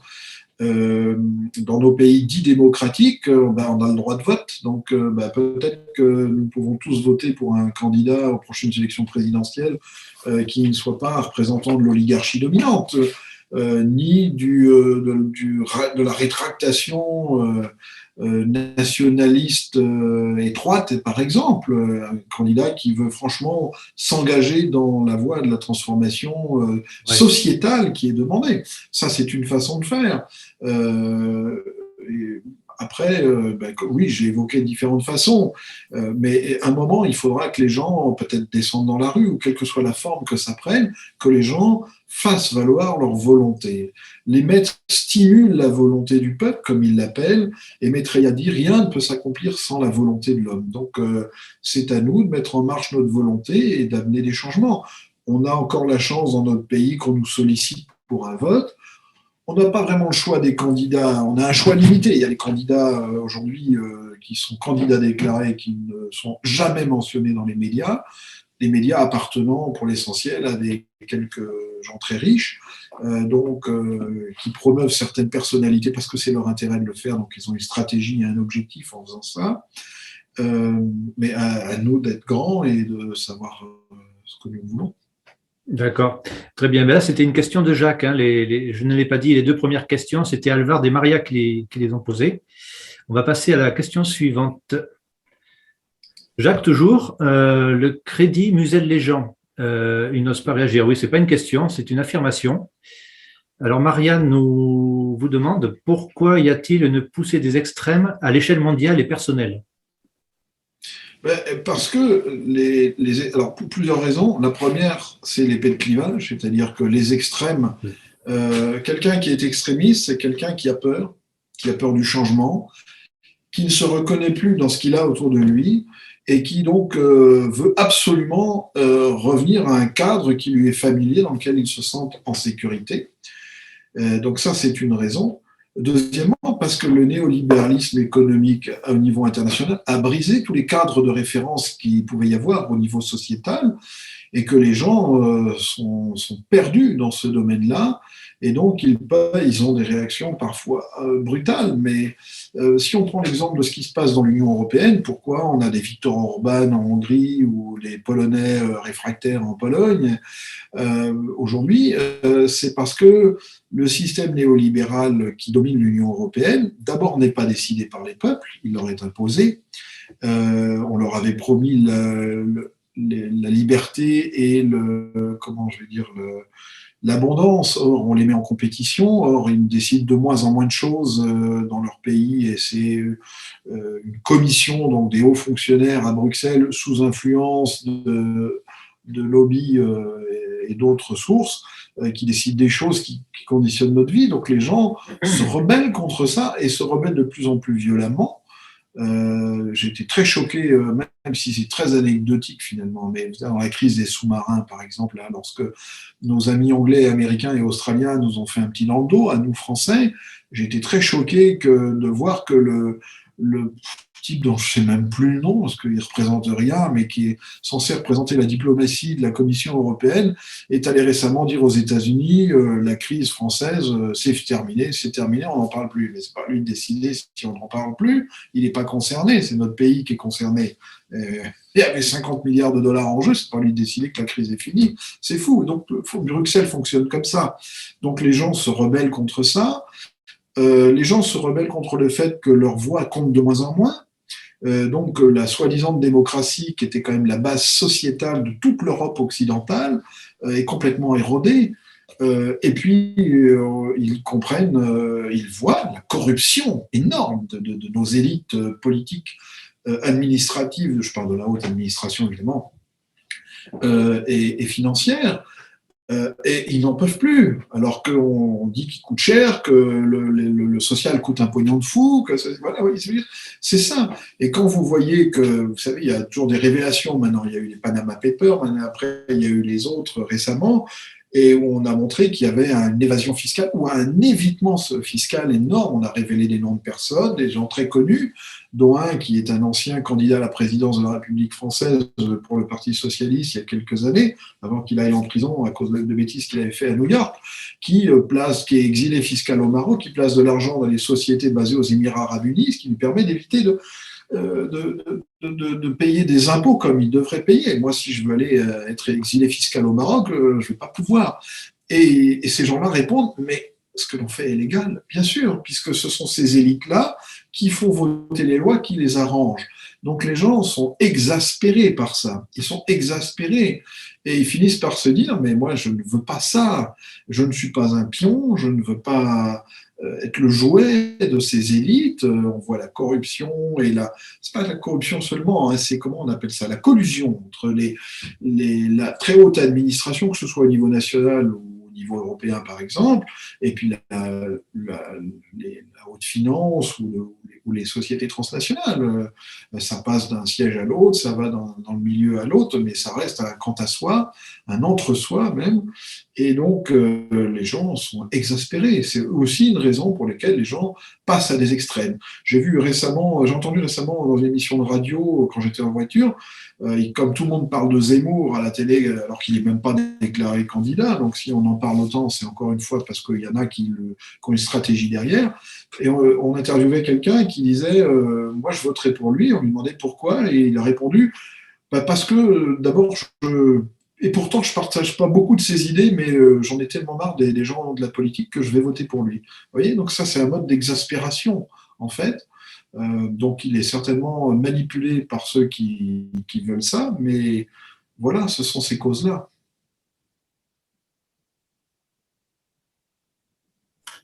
Très bien, nous allons passer à la prochaine question.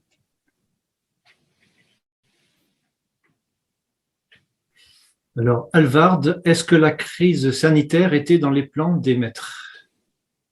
Maître de sagesse, je suppose. Alors, ça ne fait pas partie des plans, je ne crois pas qu'on puisse dire ça, parce qu'un plan, c'est quelque chose qu'on met en place volontairement. Moi, ce que je crois, et ça n'engage que moi, c'est que, encore une fois, on n'a pas changé assez rapidement.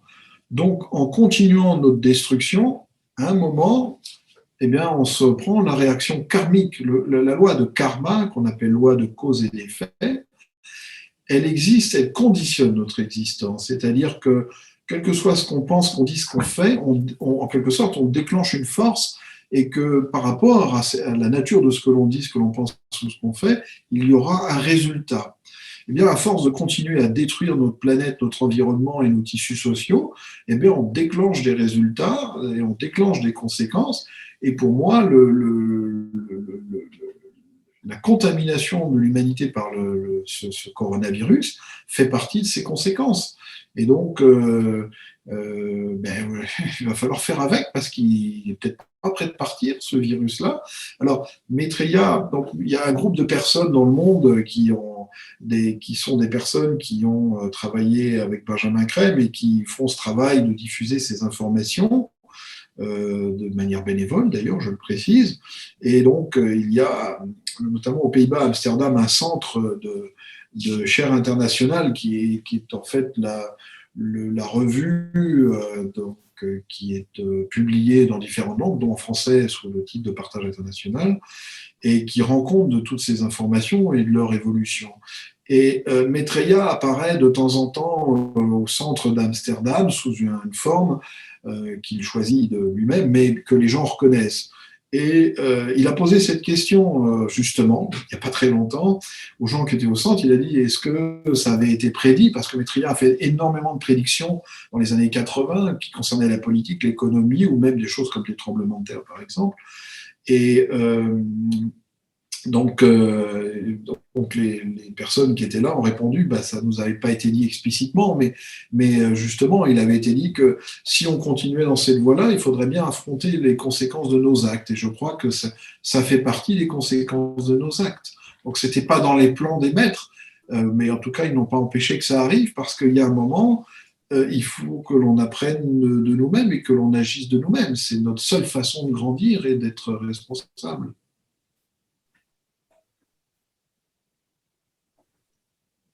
Bien, la question de Nadia, que j'ai un petit peu sautée, je suis désolé. Je vais la retrouver. Maitreya aura-t-il un adversaire incarné? Alors, déjà, je ne suis pas sûr de bien comprendre la question. Il faudrait savoir à quoi cette personne fait référence. Je fais le lien, mais peut-être que je me trompe. Je fais le lien avec la notion d'antéchrist qui existe dans la religion chrétienne, puisque dans la chrétienté, on considère que le Christ viendra après l'antéchrist et que l'antéchrist sera un homme qui, en fait, parlera en quelque sorte avec le langage du Christ et dupera tout le monde, mais en fait, ce sera le diable déguisé, en quelque sorte. Alors, si ça fait référence à cela, non, parce que en fait, l'antéchrist n'est pas un homme. L'antéchrist est une énergie. C'est une forme d'énergie destructrice qui dépend d'une certaine énergie divine, qu'on appelle l'énergie du pouvoir ou de dessein, et qui est libérée par un centre de pouvoir qui est sur Terre qu'on appelle Shambhala, à des périodes particulières de l'histoire, de façon à briser en fait tout ce qui est cristallisé et qui empêche le développement de la vie. Ça a été libéré à différentes époques, et notamment récemment, à l'époque qu'on appelle nous la guerre mondiale, la première et surtout la deuxième guerre mondiale. Et donc, elle s'exprime généralement, effectivement, à travers des personnalités assez funestes. Et bien sûr, le dernier agent principal, excusez-moi, qui a exprimé cette énergie, eh bien, c'était Hitler, avec autour de lui un groupe de personnalités tout aussi funestes, et puis un groupe de Japonais, de généraux au Japon, et Mussolini, et un groupe autour de lui. Et on avait ce triangle extrêmement néfaste qui a entraîné la guerre mondiale, et qui était extrêmement puissant, et qui était le déchaînement des forces qu'on appelle des forces de la matérialité, ou qu'on peut appeler les forces de l'antéchrist, mais qui ont été défaites, ce qui a permis la venue du Christ donc, maintenant. Et donc, il y a eu effectivement ces personnalités-là à ce moment-là.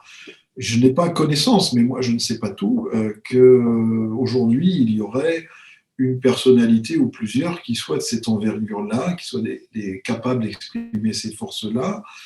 Et de toute façon, ces énergies qui ont été libérées à ce moment-là ne sont pas libérées maintenant. Donc, ce temps-là est passé.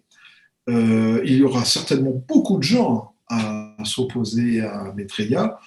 Les gens dans le domaine financier qui ne veulent pas renoncer à leurs privilèges, des gens qui sont très durs, qui sont très égoïstes et qui n'ont pas cette étincelle vraiment en eux pour aller vers l'amour, quoi. Oui, il y en aura bien sûr plus tout un tas de gens qui ne sont pas évolués et pour qui tout ça n'aura pas certainement de connotation qui résonnera en eux. Mais Maitreya a dit qu'il comptait sur un peu plus d'1,5 milliard de gens pour changer le monde, et on sait qu'on a déjà dépassé ce nombre-là depuis le début des années 2000, des gens qui intérieurement sont prêts à écouter Maitreya, à s'approprier ses idées et à agir pour transformer le monde.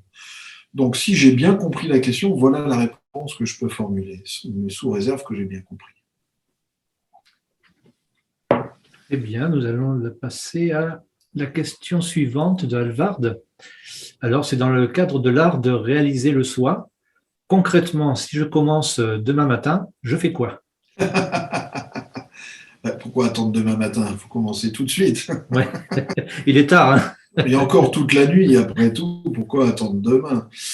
Alors, c'est l'un des enseignements de Maitreya, effectivement, que l'on retrouve dans les livres de Benjamin Crème. Encore une fois, j'invite les gens qui n'auraient pas lu les livres de Benjamin Crème à les lire, parce qu'on trouve vraiment une mine d'informations. Maitreya a dit à ce propos qu'effectivement, il y a d'innombrables méthodes de voie. Krishnamurti disait la vérité est un pays sans chemin, et en même temps on est encore des tout petits enfants, on est des nains spirituels, donc on a aussi besoin de méthodes et d'approches d'éducation, on a besoin qu'on nous enseigne des choses pour que nous puissions progresser.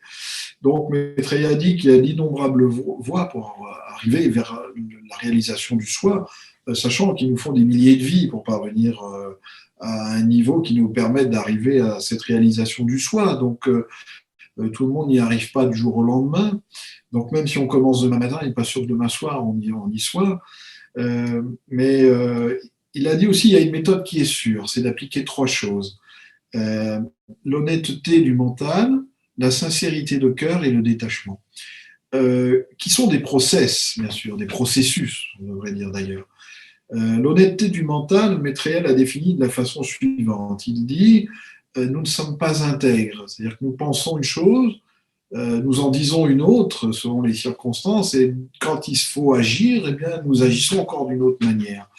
Et donc l'honnêteté du mental, eh bien, c'est d'avoir cette intégrité, c'est-à-dire d'avoir cette influence de notre être profond et de faire en sorte que tout au long de la chaîne, nous exprimions cela sans le travestir, sans le déformer, et sans s'adapter à des circonstances qui nous feraient renier finalement notre nature. Donc c'est un processus, et c'est donc très compliqué parce que nous sommes conditionnés. Quand nous venons en incarnation, nous sommes conditionnés par l'époque dans laquelle nous incarnons, par la famille dans laquelle nous arrivons, par le pays dans lequel nous sommes, par l'éducation que nous allons recevoir, qu'elle soit religieuse ou laïque, etc., par les idées qui circulent, par la science qui est en vigueur.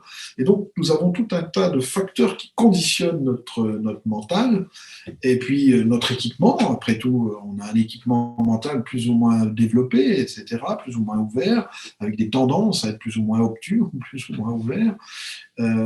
Et donc, il faut parvenir à prendre conscience de toutes ces limitations et de sorte qu'elles se diluent. Donc, c'est pas quelque chose qui se fait instantanément. La sincérité de cœur, Maitreya l'a définit encore plus simplement. Il dit imaginez que vous ayez une conversation à cœur ouvert avec un ami. Eh bien, c'est ça la sincérité de cœur. C'est lorsque l'on met de côté tous les masques, toutes les personae que l'on se crée en permanence en fonction des circonstances, où l'on adopte ce qu'on pourrait appeler psychologiquement des schémas d'énergie, et qu'on s'identifie à quelque chose et qu'on a donc comme un masque de soi, mais sans être soi. Lorsque l'on se laisse son cœur s'exprimer, alors on est dans la sincérité de cœur. Et puis le détachement, c'est un peu lié aussi à ces 2 premiers aspects. C'est le détachement de tous ces conditionnements que nous avons. Et il y en a qui sont évidents, et même quand ils sont évidents, c'est dur de s'en détacher. Quand ils ne sont pas évidents, c'est déjà beaucoup plus dur d'en prendre conscience. Donc c'est un processus de prise de conscience de toutes les identifications que nous avons à ce que nous ne sommes pas vraiment, de façon à ce que nous sommes vraiment puisse s'exprimer à travers nous. Donc, je recommande à la personne qui a posé la question de ne pas attendre demain matin, de le faire tout de suite. Et puis, ça prendra le temps que ça prendra. Il paraît que l'âme n'est pas pressée, que l'âme est immortelle, donc elle n'est pas pressée dans son évolution. Bon, ben voilà. Alvaro, c'est à vous de jouer hein, demain matin. Alors, la prochaine question.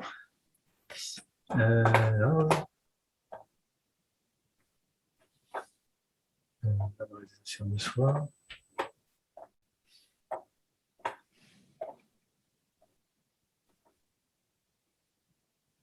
La prochaine question, c'est...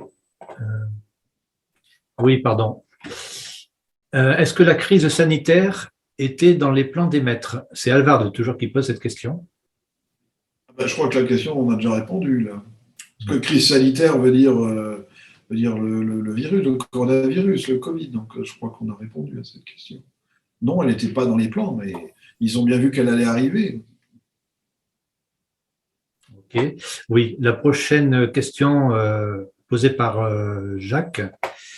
Je ne sais pas si l'on peut casser la machine avec nos votes, mais plutôt en consommant modestement. Bon, c'est une affirmation. Oui, c'est vrai que si demain on s'arrêtait tous de consommer, nous, je ne parle pas des gens qui n'arrivent pas à faire un vrai repas par jour, je ne parle pas des 3 milliards de personnes qui n'ont pas accès à des moyens sanitaires, justement, qui ne peuvent pas prendre une douche tous les jours, etc. Je parle des gens qui créent la pollution dans le monde parce qu'ils surconsomment, c'est-à-dire les classes moyennes et aisées des pays développés, plus les classes moyennes et aisées des pays en voie de développement qui ont beaucoup progressé. C'est sûr que si on réduisait notre consommation de 50% au moins, ça casserait la machine économique. Donc, ça créerait les conditions déjà d'un effondrement boursier. Ce qu'il ne faut pas perdre de vue, toutefois, c'est que ce n'est peut-être pas suffisant parce qu'aujourd'hui, le milieu financier tourne en boucle. C'est-à-dire qu'ils aspirent l'argent du monde et que l'essentiel des capitaux s'investissent non pas dans l'économie réelle, mais dans les marchés financiers. Je crois que le PIB de la finance est 40 fois supérieur au PIB mondial ou quelque chose comme ça. Si je crois que la seule Deutsche Bank, par exemple, avait 45 000 milliards de dollars de produits dérivés dans son portefeuille. Vous voyez, donc l'argent circule, c'est de l'argent fictif qui circule et qui permet d'acheter des yachts peut-être, mais tout le monde n'achète pas des yachts toutes les semaines. Donc, ce serait sans doute pas suffisant, à mon sens. Mais c'est un bon début, en tout cas.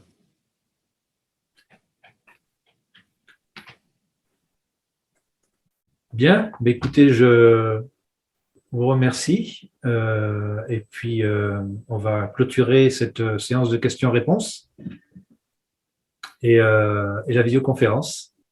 Merci, merci à tous. Merci beaucoup. Merci. Et je vous souhaite à tous une bonne fin de soirée. Bonne soirée et bon début de prise de conscience du soi à demain matin. Donc. Voilà, c'est ça. Merci. Au revoir. Bonne soirée. Bonne soirée.